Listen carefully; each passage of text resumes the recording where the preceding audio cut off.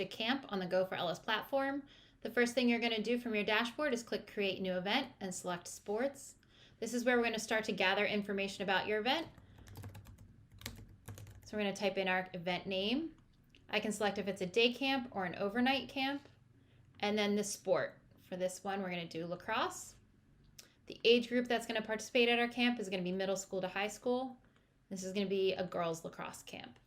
The estimated number of participants is just going to give your athletic trainer kind of a ballpark as far as how many people that they're going to be dealing with. So for this camp, it's going to be 30 to 60. The great thing about posting a camp on the platform is that you get to pay a camp rate, which is a flat rate for the entire duration of your camp. So for our camp, it's going to be $1,050 that we're paying our AT. Go for Ellis, we use Stripe as our third-party processor, and we'll pay and run that charge to your account after the last day of camp has concluded. Additionally, we handle all of the 1099s and tax paperwork, so you don't have to worry about that. If you have any specific onboarding documents, maybe they're COVID related or specific to the facility that you're working at, you can upload those here. And if that looks good, we're going to click Save and Continue. So this is where we're going to build out the details of our shift. So this is going to be the first day that I want my athletic trainer to show up at camp. It's going to be June 21st, and I need them to be there at 8 a.m. And then for end of shift, I'm going to put in the last day of my camp. So that's going to be Friday, June 25th, and they're going to be done at 2 o'clock p.m.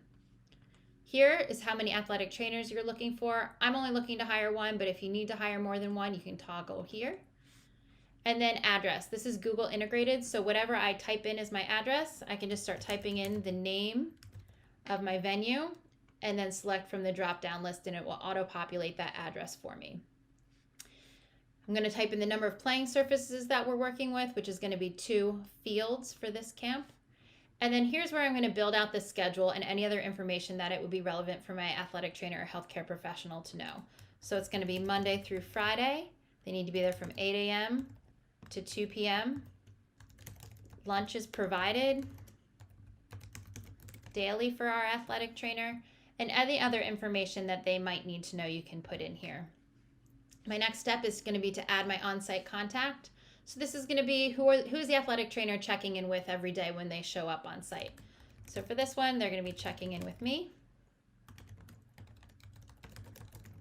And then I'm going to put in the phone number. If everything looks great, I'm going to click Save and Continue.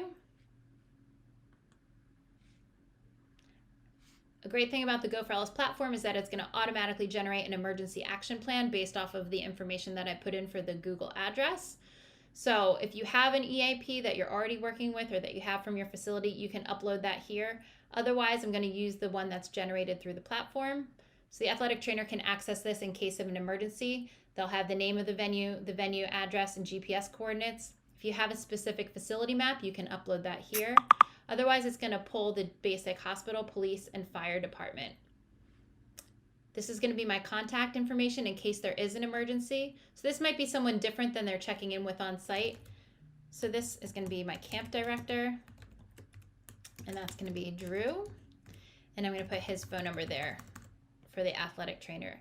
If you have more than one emergency contact, you can just click this button and then add a second person.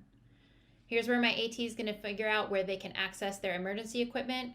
So maybe for this camp, ICE is going to be at the registration tent, and that's also where our AED is going to be located. If you want to add additional emergency equipment, you can do that here. And then if there's any facility-specific instructions, you can type those in here. If you have a lightning policy, lightning safe shelter that you want to point out, or specific ambulance access points, you could type that information here. Once that looks good, I'm going to click Save and Continue. And this is going to take me to my overview page.